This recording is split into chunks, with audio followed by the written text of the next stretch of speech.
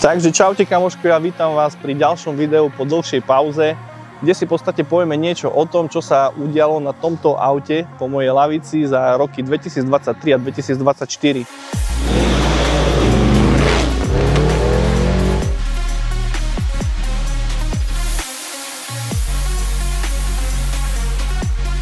Keďže po dlhšej dobe máme to video, ako som spomínal na začiatku, tak sa vám predstavím, moje meno je Dani.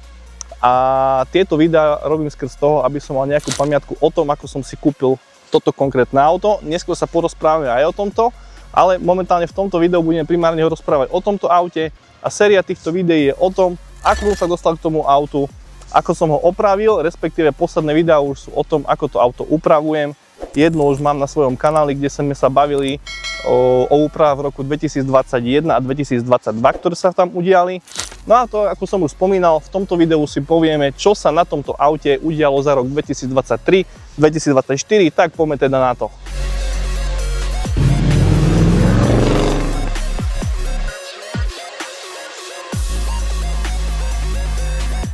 Dobre, takže môžeme začať rovno od úprav, ktoré sú viditeľné zvonku, lebo aj keď sa na aute za tie 2 roky udialo toho strašne veľa, tak zvonku až tak veľa tých úprav nebolo. A konkrétne môžeme prejsť ku kolesám, lebo kolesa prešli úpravou. Kto si pamätá z predošlého videa, tak stredy koles boli vo farbe taký gunmetal grey, s tým, že kolesa sa rozobrali, kolesa, respektíve rotory sa dali do takej úpravy, že je to brúsený hliník zalakovaný s priesvitným lakom a do toho, ako si môžete všimnúť, sú červené šrúbky, ktoré som objednával z firmy SRR Hardware z Veľkej Británie. A to je asi tak všetko, čo sa týka úprav zvonku. Každopádne ešte z minulého videa som zabudol spomenúť to, keď som spomínal, že mám na aute kompletne celý karbonový paket splitterov. Tieto splittery, ako som už vtedy spomínal, mi robila firma V-Customs, ale do karbonu mi ich dával môj kamoš Lukáš Mikloš z Prešova. Takže toto tak bolo veľmi narýchlo, čo sa týka úprav zvonku. A my sa môžeme presunúť na úpravy do interiéru, tak poďme na to. V interiéri v podstate došlo len k takým maličkým zmenám a keďže ja mám veľmi rád karbón, ako som už pred chvíľou spomínal o tých karbónových splitteroch, tak do karbónu prešiel mi stredový panel a taktiež rádio, čo si myslím, že asi je jediné originálne rádio na svete v tomto karbóne, pretože sme originálne rádio úplne rozobrali do šrubky, konkrétne Lukáš Mikloš.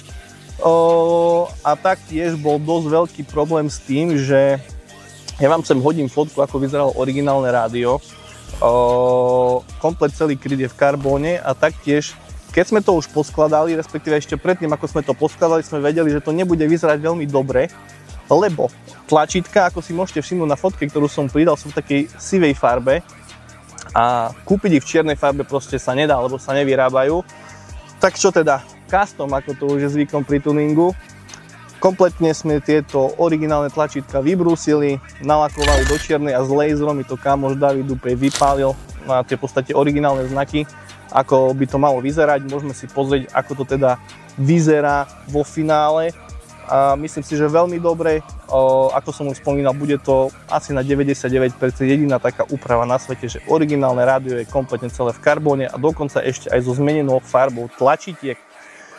A konkrétne ešte jedna úprava, posledná, čo sa týka interiéru. Ako si môžete všimnúť, hneď za riadiacou pákou je ovládanie na vzduchový podvozok, lebo ja som doteraz mal ovládanie len cez aplikáciu na telefóne. Dorobil sa tu taký držiak na ovládač, ako si môžete všimnúť, od AQR, s tým, že je to pekne na magnet. No a to je, čo sa týka interiéru, asi tak všetko, ale k interiéru samozrejme patrí aj kufor a ten taktiež prešiel zmenou, takže ideme sa odtiaľ presunúť dozadu.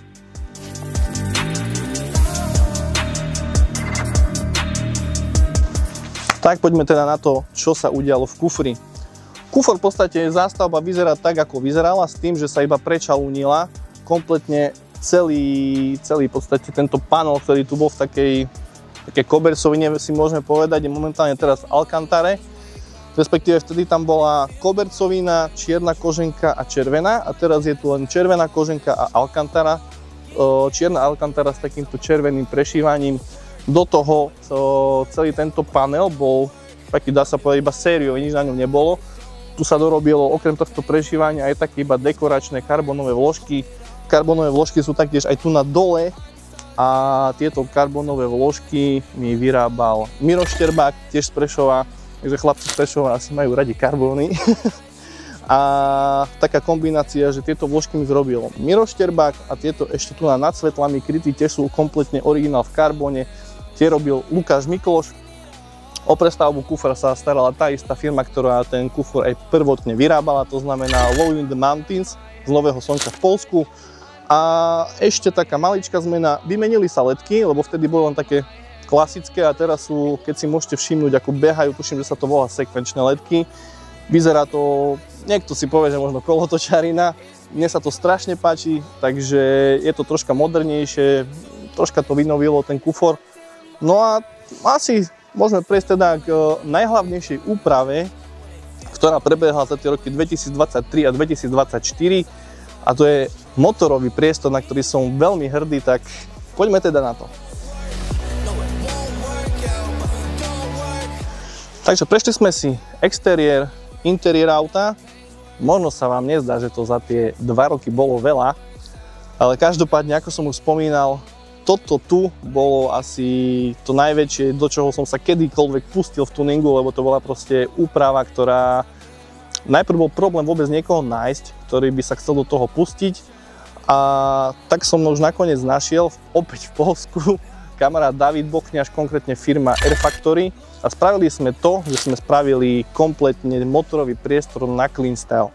To znamená, že sme sa snažili schovať kompletne všetky kabeláže, riadiace jednotky, veci, ktoré sú také, dá sa povedať, že nie že nepotrebné, ale dizajnovo mi troška vadili v tom motorovom priestore. Ja vám môžem teraz dať fotku, ako to vyzeralo predtým, ako sme začali upravovať tento motorový priestor. A akože veľa ľudí už v podstate auto beha druhú sezónu s týmto motorovým priestorom, tak ste si možno aj zvykli, ale nikto nevie, čo za tým všetko bolo. A začneme asi tým, kde si môžete opäť tu pozrieť ďalšiu fotku, ako sme kompletne vybrali celý motor, prevodovku, nápravy. Auto bolo úplne vyholené do karosérie. No a ako si môžete všimnúť na priložených fotkách, tak na pravej strane v motorovom priestore bolo z plechu vymodelované v podstate také ako keby na ten clean style, také zatienenie. Všetky ďalšie v podstate veci, ako boli nejaké diery v motorovom priestore, prelisy, všetko sa to pekne vyhladilo, vygitovalo, nastriekalo do čierneho laku. Takže spravili sme kompletne podvozkovú ochranu na podvozok, dalo sa tam v podstate také antikorózny nástrek, aj keď, lebo každý má, takto poviem, každý ma strašil, že americké autá nie sú veľmi dobre ochránené voči korózii, hlavne som to počul o Mustangoch, o Camarách ani nie, ale myslel som si, že to bude niečo podobné, každopádne nie. To pre ľudí, ktorí si chcú kúpiť Camara a jazdiť v zime, nemusíte sa až tak bať ako s Mustangami, lebo je tam dosť dobrá podvozková ochrana, tak či tak. Ale aj napriek tomu, už keď som mal ako vravím celé auto odstrojené, tak vravím, poďme do toho, dala sa tam nová podvozková ochrana, celý podvozok sa vystriekal do čiernej farby, aby to vyzeralo, aj keď to nikto nevidí, ako sa vraví. No, keď sme to už v podstate celý tento podvozok ochránili, tak medzi tým sa robil aj motor. Motor, ako si môžete všimnúť na ďalších fotkách, ktoré sa im budem pridávať, sa kompletne celý aj s prevodovkou nalakoval do čiernej farby.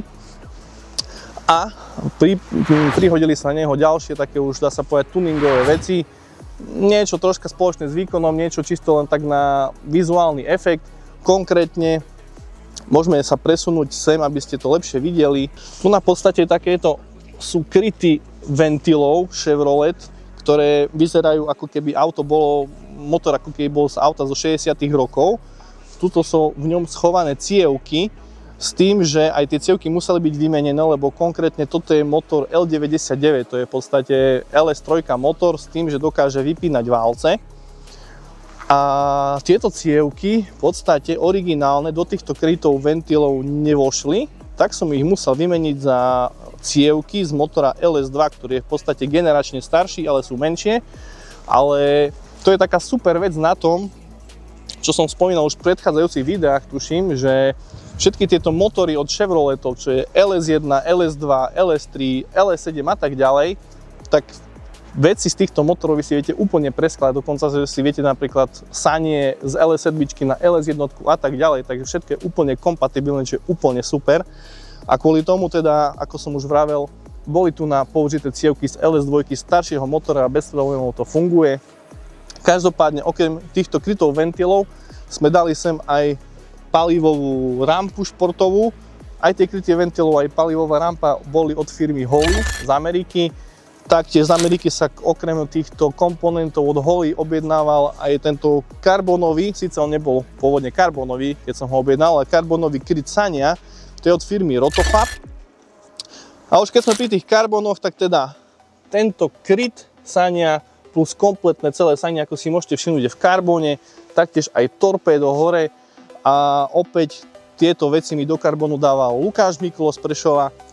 No a aby sme si vysvetlili, kde sme teda schovali všetky tie veci, ktoré tu boli, tu na tejto ľavej strane, teraz ako s lávačkou ukazujem, ale je to na pravej strane auta, tu bol taký veľký box s poistkovou skrinkou, bola tu riadiaca jednotka a tu vzadu bolo ABS-ko. Takže teraz keby ste sa opýtali, kde to je, tak tu máme schovaný kompletne ten celý box s poistkovou skrinkou aj s riadiacou jednotkou a ABS-ko sa schovalo do podbehu za pravým kolesom, takže kompletne sa k tomu tam museli robiť aj nové rozvody na brzdové hadice a tak ďalej.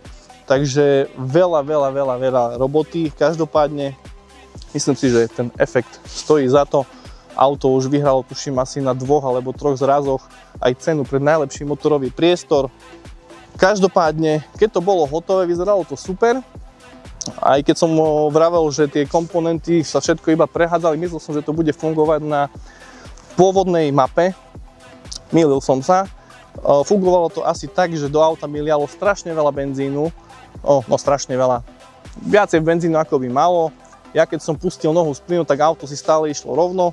Takže trebalo spraviť nový software. A to sa poriešilo tak, že som auto dal na vozík a išiel som opäť do Poľska, lebo Poľsko je krajina neobmedzených možností a európska Čína, ako sa vraví. Išiel som do firmy HD Customs, ktorí sa venujú v Poľsku čisto úpravám amerických aut, či už sú to Mustangy, Challengery, Camara a tak ďalej. Spravili mi tam software. Bohužiaľ nemám to odmerané ešte, ale malo by tam byť niekde medzi 450 až 500 koňmi. Ale poviem asi toľko, že nekončíme pri tejto hodnote, lebo opäť budú nejaké úpravy v tomto motore a opäť to budem riešiť s tou firmou HD Customs. Takže necháme sa prekvapiť. Každopádne moja cieľovka je dostať sa niekde k tým 600 koniam, takže uvidíme, či sa to podarí. Každopádne ďalšie úpravy sú naplánované cez túto zimu, čo znamená od 2024 do 2025. Nechám si to ešte pre seba, aj keď veľa ľudí vie, čo sa bude s autom robiť. No ale tak necháme si to tým pádom do ďalšieho videa. Toto je, čo sa týka úprav za rok 2023 a 2024. Viac menej všetko. Myslím si, respektíve snažil som sa to zhrnúť veľmi rýchlo dokopy. A ako som už spomínal na začiatku, že si niečo spomenieme aj o aute vpravo, tak na to si spravíme ďalšie video. Ja vám každopádne ďakujem, že ste sa pozerali na toto video. Ak vás to bavilo a poprípadne máte nejaké otázky, kľudne ich nechajte v komente alebo mi napíšte na Instagram. Rád vám odpoviem. Každopádne tuningu zdar, upravujte auta, robte to, čo milujete a vidíme sa teda na zrazoch. Verím, že aj v 2025. Neviem, či s týmto autom konkrétne, lebo neviem, či stihnem spraviť všetky úpravy. Každopádne uvidíte ma tam možno na tomto, alebo prídem sa vám takto pozrieť. Takže ešte raz majte sa, čau a ďalšie video čaká aj s týmto autom.